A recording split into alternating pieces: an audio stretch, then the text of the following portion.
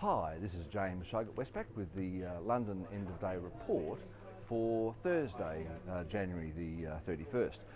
A lot of economic data released today. I'll run through it all, then we'll move on to the markets. In the US, we had a flat core PCE deflator in December. That's the fourth month out of the last five that we've seen no rise in that measure of inflation.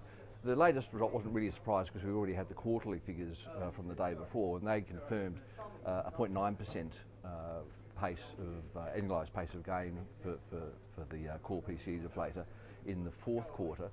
It's lowest for a couple of years. In fact, it's lowest since the deflation scare of late 2010.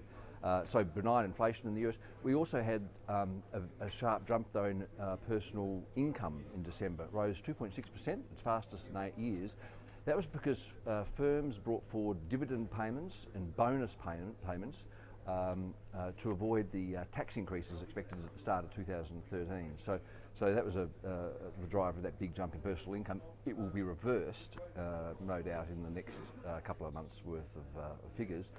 Personal spending rose a modest 0.2% in December.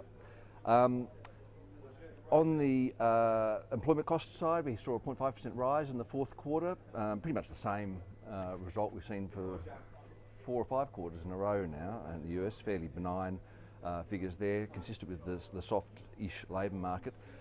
Initial jobless claims, the weekly measure of unemployment, jumped 38,000 in the last week of January, reversing most of the prior 2 weeks' falls. This volatility reflects seasonality distortions rather than any underlying shift in labour market conditions. Regional PMIs, we saw a stronger Chicago PMI, a slightly weaker Milwaukee PMI in January. In Europe, the German retail sales figures for December were very soft. We saw a 1.7% fall. Also, French consumer spending was flat in December, and that continues a run of weak numbers out of the French economy, and particularly related to consumer spending. However, in January, German unemployment fell 16,000. There were revisions to December as well, which meant that we had falls both in DEC and Jan, the first declines since the first quarter of last year, and the unemployment rate actually fell from 6.9% to 6.8%. That's the first decline we've seen in the jobless rate in Germany since the end of 2011.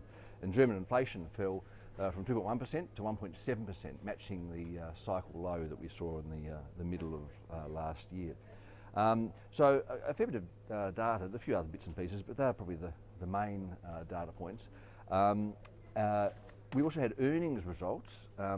In the US, for example, UPS disappointed. In Europe, we had AstraZeneca and some of the banks disappointing.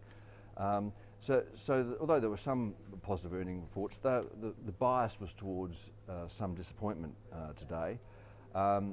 So all that has meant that heading into the European close, we've got the FTSE down 0.6%, the French market down 1/3%, the Germans off 0.2%, Spain's down almost 2%, but Italy up 1%, having fallen very sharply yesterday. That's about a half an hour ahead of the European close.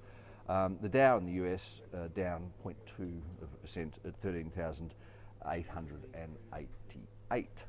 On commodity markets, mostly negative there, with the gold price down 1% at $1,665 an ounce.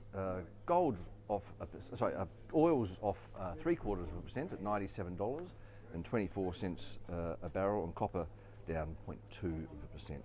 The Aussie dollar, it's at 1.044 against the US dollar, hovering around the recent range, just under 1.0, or between 1.04 and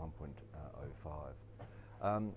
So that's the report for today. I'll be back again same time tomorrow. Of course, tomorrow we get the monthly jobs report for the US. That's probably the data highlight to watch for the next 24 hours. Okay, I'll be back tomorrow.